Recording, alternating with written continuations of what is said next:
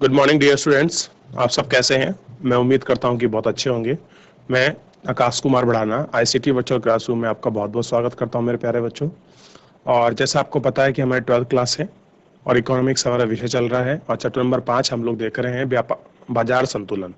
बाजार संतुलन के अंतर्गत बच्चों हमने मांग आपका पूर्ति में उसका मांग वक्र को हम लोग आपका देख रहे थे। उसी के साथ हमने अधिपूर्ति और अधिमान को अभी जो आपका वक्र बनता है एक साइड आपका कंबाइन कर कि वो बाई और से आप खिसा कराए कि आपका दाई ओर उन सारी स्थिति को हम लोग अपने लेक्चर के माध्यम से आपका देखा।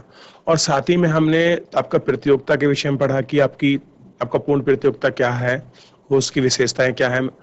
और वैसे भी मैं आपको जब आपका दूसरा लेक्चर हुआ था इस लेक्शन का तो आपका मैं ये सब चीजें आपको बताया था मैंने आपके प्रतियोगिता के विषय में, लेकिन मैंने पुनः आपको दोबारा बता दिया। और आज हम कुछ चीजें ऐसे पढ़ेंगे, मान लीजिए अगर मांग की कीमत है उसमें फिर आपका बाजार संतुलन में किस प्रकार उनमें परिवर्तन आता है, क्या उनके डिफरेंसेस हैं। तो आपका इन सब चीजों को हम लोग अपने लेक्चर के माध्यम से आपका देखेंगे और इनको जानेंगे। बच्चों क्लियर है? और जैसे कल हम लोग एक आपका वक्र बना रहे थे और वक्र बनाते समय उसमें कुछ चीजें आपके बीच में रह गई थी, तो आज हम लोग वहां से ही आगे अपना कंटिन्यू करेंगे और अपने लेक्चर को आगे प्रारंभ करेंगे। क्लियर है? सभी बच्चे बहुत अच्छे से ध्यान देते रहिए और पढ़िएगा। चलिए चलते हैं डिजिटल बोर्ड की तरफ।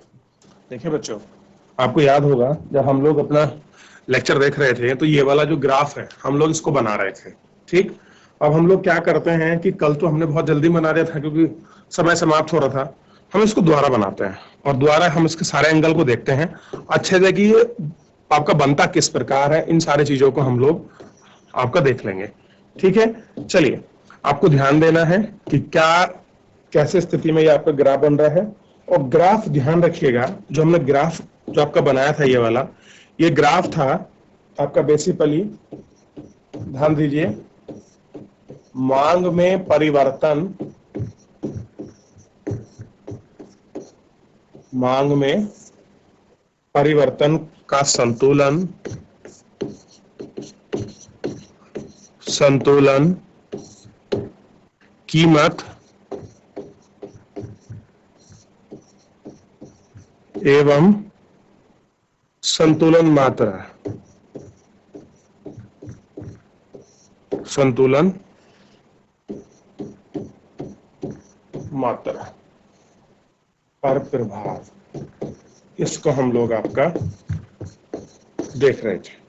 देखिए अगर हम लोग बात करें इसकी, ध्यान दीजिए सबसे पहले आप बच्चों, इसी में आप सबसे पहले देखिए, अगर हम ग्राफ बनाते हैं तो जैसा आपको पता है दो एक्सिस जो है हम लोग वो आपका लेते हैं हर बार।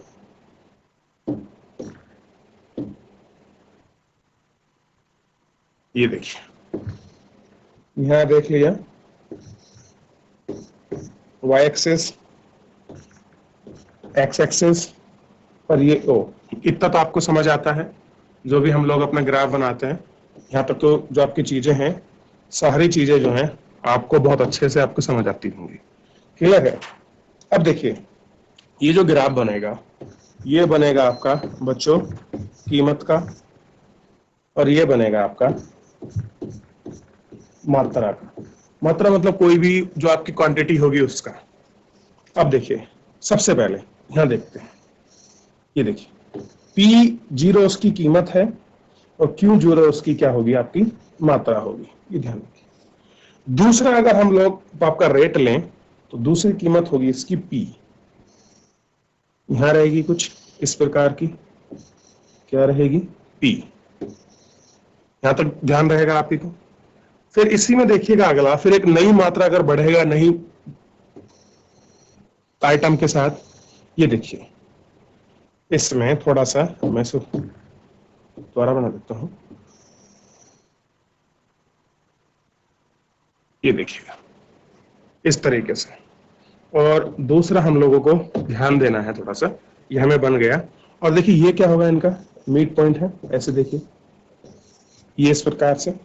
और मैं अगर एक लाइन ड्रॉ कर दूं जो इनको मिलाए, मिलाने के अंदर सेंस का मतलब ये हो गया बच्चों, थोड़ा ध्यान रखिएगा कि अगर इसी में मैं आपका देख लूं, इस प्रकार।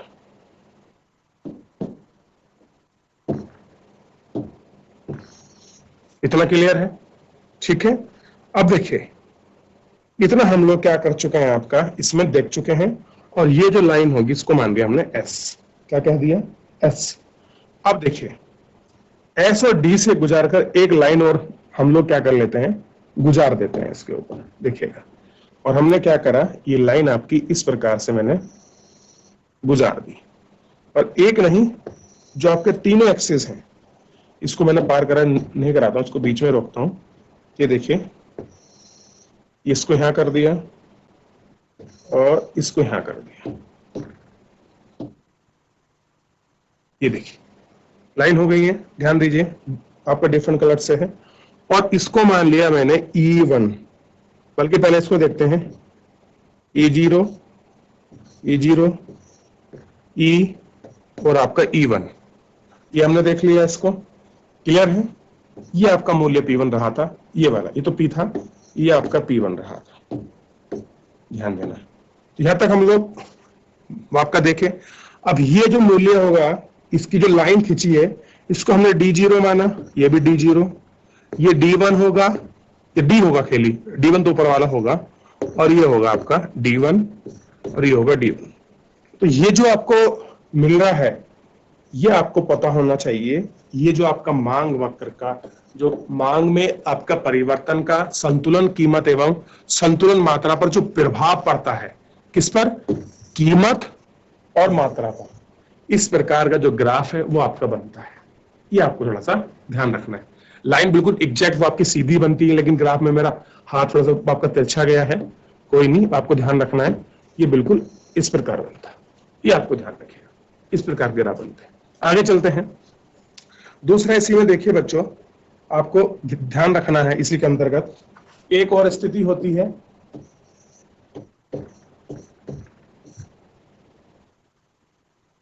पूर्ति में परिवर्तन। पूर्ति में परिवर्तन का संतुलन,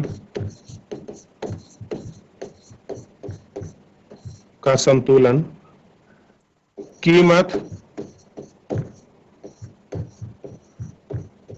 तथा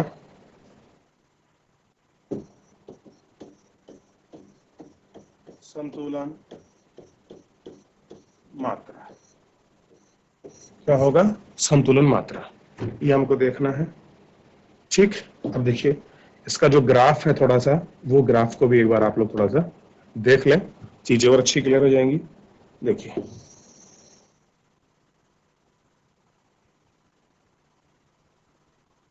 यहां तक आया, ये ग्राफ आपको दिखाई दे रहा है। ठीक, अब देखिए इसी में हम लोग क्या करते हैं, दूसरा कर्व आपका ले लेते हैं, समझिए। ये आपको ध्यान रखना है, ये एक्सिस है, ये वाई एक्सिस है, और ये आपका एक्स एक्सिस है, ये आपका ओ है, इतना आप जान चुके हैं। और ये लाइन किसकी है? ये है आपकी कीमत की, और ये किसकी है? ये है आपकी बच्चों जो मात्रा है उसकी। ध्यान है इतना, मात्रा और कीमत की। अब देखिए अगला हम लोग क्या करते हैं, थोड़ा इसमें ग्राफ बदलते हैं। ये देखिए, अगर हम लोग क्या करते हैं इसके अंतर्गत, वृद्धि में जब, अब देखिए कुछ इसमें वापी कंडीशन है, जैसे पूर्ति में वृद्धि होने से संतुलित कीमत कम हो जाती है। अगर पूर्ति में आपकी वृद्धि होगी तो जो संतुलित मात्रा है वो क्या हो जाएगी, आपकी कम हो जाती है, क्योंकि बैलेंस जो है वो कम हो जाएगा। तथा संतुलन बढ़ जाती है, संतुलित जो आपकी मात्रा है वो आपका बढ़ जाएगा। दूसरा पॉइंट है, पूर्ति की कमी होने पर संतुलन कीमत बढ़ जाती है तथा संतुलन मात्रा कम हो जाती है। कहा जाती है बच्चों, पूर्ति की मात्रा अगर वो आपकी कम हो जाए तो दूसरी मात्रा कैसी हो जाएगी आपकी, वो भी कम हो जाएगी। ये हमको देखना है, आपका बेसिकली जो हमारे ग्राफ का रिप्रेजेंटेशन है। देखिए हम लोग उसको देखते हैं। सबसे पहले ये देखिएगा, सबसे पहले हम बनाते हैं आपका P0 का।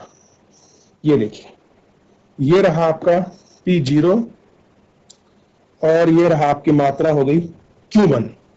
ध्यान है इतना? ठीक। दूसरा हम लोग इसमें देखते हैं, ये देखिए दूसरा, ये रहा वो आपका दूसरा, और ये रहा क्यू, ये क्या हो गया क्यू, और ये मात्रा क्या हो जाएगी, ये हो जाएगा पी, ये क्या हो जाएगा पी। और तीसरे को अगर हम लोग देखें तो ये देखिए, ये रहा वो आपका तीसरा, और ये हो जाएगा P1 और ये हो जाएगा Q1। ध्यान है इतना। अब देखिए एक लाइन होगी जो इन तीनों को मिलते हुए जाएगी। ये देखिए, ये गया नहीं गया, तीनों को आपको पॉइंटों को मिलते हुए यहां मिलते हुए जाएगी। ये देखिए इस प्रकार से, ठीक है। और ये लाइन कौन सी होगी, डी हमने ड्रॉ की है, ठीक है। जो लाइन है हमने डी को हमने आपका ड्रॉ किया है। अब ये आपका कहां मिली है, इस पॉइंट पर टच हुई है, तो हमने सबसे पहले देखिए ई बना लेते हैं। और पहला पॉइंट कौन सा है, ये वाली यहां पॉइंट पर, तो E0 ई और E1, ध्यान रहेगा इतना, E0 E1 और ई, ध्यान है इतना। अब साथ में देखिए अगर हम लोग कीमत और बच्चों कीमत और मात्रा में जहां ये दोनों अब आपका टच कर रही हैं उसकी स्थिति को थोड़ा सा हम लोग जो है आपका देख लेते हैं। और ये क्या बनेगा S0। और ऐसे ही एक दूसरी मात्रा है जो आपका टच करती हुई इसको जाएगी और इसको टच करते हुए छूते हुए निकलेगी। ये देखिए एक निकलेगा यहां से, असल में बीच में बिल्कुल प्रॉपर तरीके से कट करना चाहिए। ये देखिए ये बना S, ये S, ये S0, और नीचे से देखिए एक एक कट निकलेगा यहां से S1, S1। ये आपको ध्यान रखना है, ये इसका मात्रा का सूत्र है, ये ध्यान रखिएगा। और ये जो है बच्चों ये D है आपका, D। इसको थोड़ा सा ग्राफ है, आप इसको देख लीजिए। और ग्राफ में इसमें क्या संबंध है सबसे पहले मैं दिखा देता हूं। 2 पॉइंट है इसमें आपका, पूर्ति में वृद्धि, पूर्ति में वृद्धि होने से संतुलन कीमत कम हो जाती है। क्या होता है, कीमत जो है बच्चों अपनी कम हो जाती है, इतना ध्यान रखिएगा। तथा संतुलन मात्रा बढ़ जाती है, और संतुलित मात्रा है वो आपकी बढ़ जाएगी। दूसरा देखिएगा इसमें, दूसरा था इसमें पूर्ति में कमी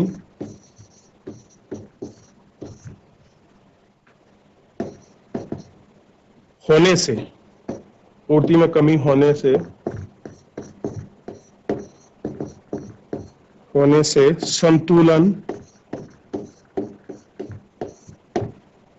कीमत बढ़ जाती है।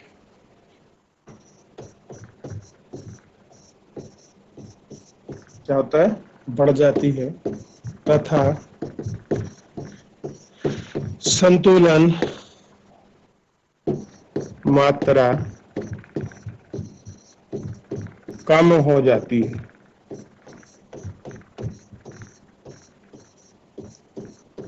संतुलन की जो मात्रा है वो क्या हो जाती है बच्चों, कम हो जाती है। ये हमको ध्यान रखना।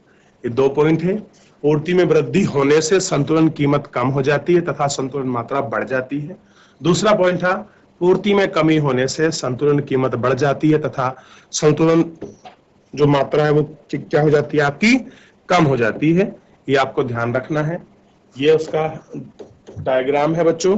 और दूसरा आप लोग देखिए मांग में परिवर्तन का जो संतुलन कीमत पर जो आपका प्रभाव है उसका ये ग्राफ है। देखिए जो उसके 2 पॉइंट थे, दोनों पॉइंट मैंने बच्चों आपको लिखवा दिए थे, आपको ध्यान रखना है। उससे पीछे पूर्ण प्रतियोगिता में जो आपके चित्र बने थे उत्पादन कीमत उद्योग पर, क्लियर है, एवरेज रेवेन्यू का और आपका मार्जिनल रेवेन्यू और किसके बराबर होता है, कीमत के, मैंने आपको ये भी बताया था। देखिए ध्यान रखिए। और मांग वक्र और पूर्ति वक्र एक दूसरे बिंदु पर आपका काटते हैं। इस बिंदु पर बाजार मांग जो है आपके बराबर होगी किसके, बाजार पूर्ति पर।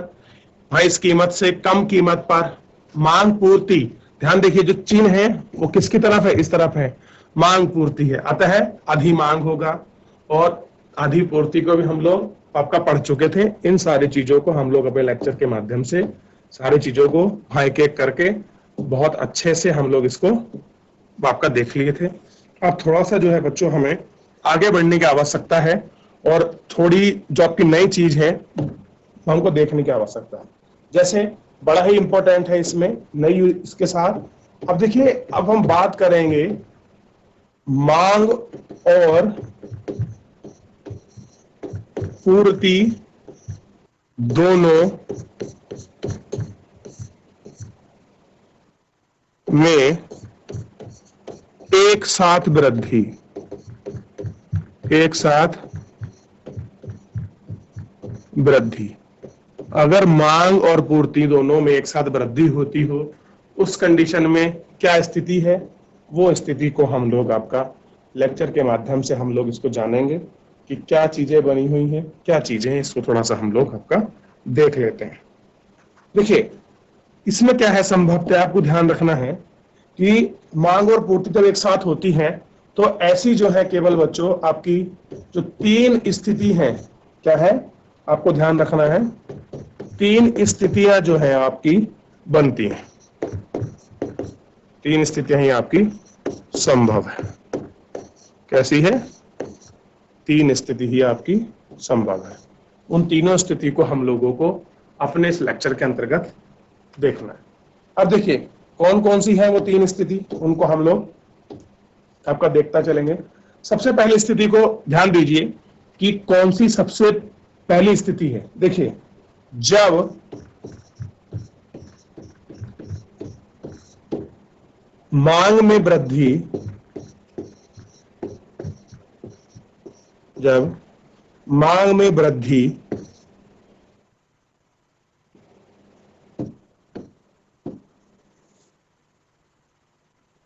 वृद्धि पूर्ति में वृद्धि के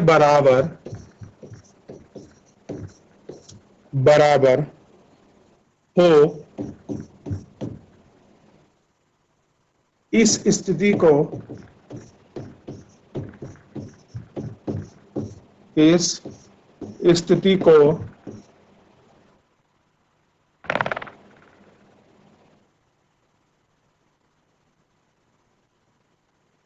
या कहेंगे इस स्थिति में, लिखिए इस स्थिति में संतुलन मात्रा में वृद्धि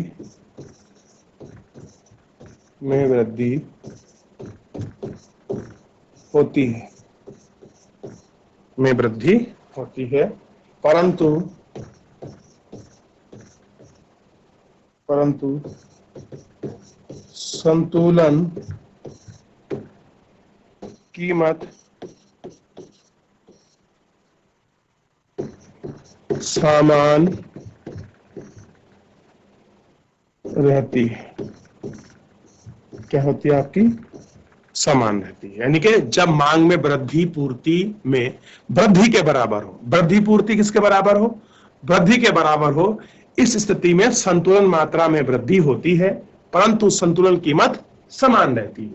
यानी कि जो बैलेंस ऑफ कीमत है, बैलेंस ऑफ रेट है किसी वस्तु का, वो क्या रहेगा आपका, समान बना रहेगा। ये तो हो गया पहला पॉइंट। आप ऐसे देखिए, अगर हम लोग दूसरे पॉइंट की बात करें तो ध्यान देना है दूसरे पॉइंट पर बच्चे। दूसरा पॉइंट है इसमें, क्या है आपका दूसरा पॉइंट, जब मांग में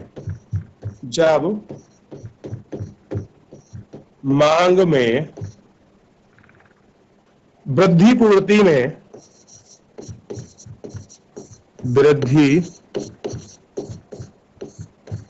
में वृद्धि से कम से कम हो, इस स्थिति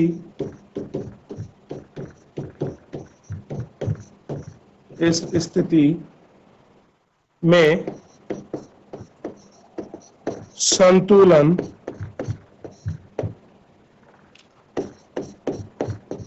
मात्रा में वृद्धि होती है, परंतु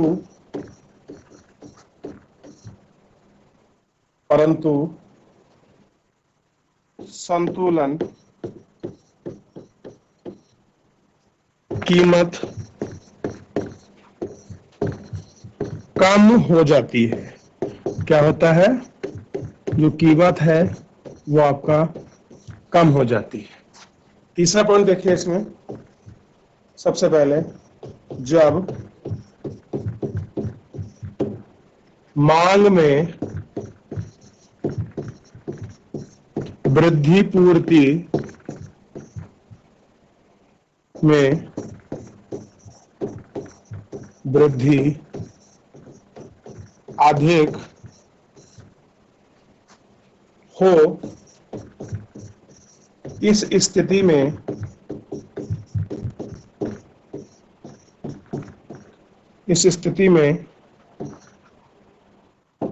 संतुलन मात्रा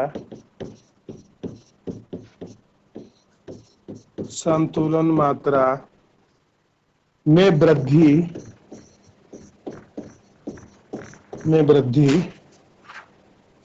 होती है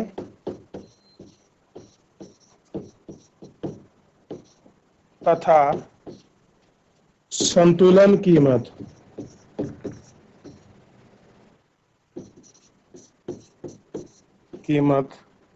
भी बढ़ जाती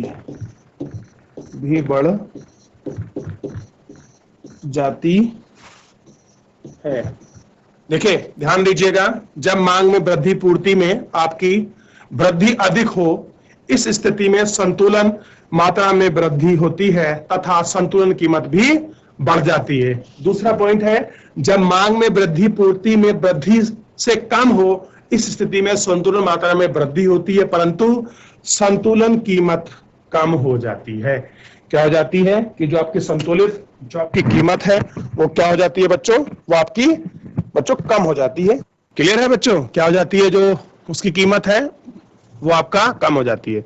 तो ये जो तीन स्थितियां हैं, इन तीनों स्थिति को आप लोगों को ध्यान रखना है कि कौन कौन सी वो आपका कंडीशन बनती है। अगर आपका पूर्ति और मात्रा अगर आपकी समान वृद्धि हो उनमें, तब क्या कंडीशन होती है। तो तीन कंडीशन है, वहां तीनों कंडीशन मैंने लिखा दी, आपको पेपर में मिल सकती हैं। बाद में हम इसका कुछ, जब आपका लेक्चर समाप्त होगा, थोड़ा सा इसको क्वेश्चन फॉर्मेट है और वो उसको देखकर फिर हम लोग अपने लेक्चर को अच्छे से आपका समाप्त कर लेंगे। अभी तो एक दो क्लास और होंगी इस लेक्चर की, फिर हम लोग इसको चैप्टर को फिनिश करेंगे, नेक्स्ट चैप्टर की तरफ आगे बढ़ेंगे। तो बच्चों, आज के चैप्टर को पूरा अच्छे से जो आपको कराया है आप उसको रिवीजन करिए। क्लियर है? और कोई डाउट होगा तो हम लेंगे आपका। मिलते हैं नेक्स्ट लेक्चर में, तब तक अपना ध्यान रखिए, आपको स्वस्थ रहिए और अपनी पढ़ाई बहुत अच्छे से करते रहिए। और बच्चों, आपका मुझसे जुड़ने के लिए बहुत बहुत धन्यवाद।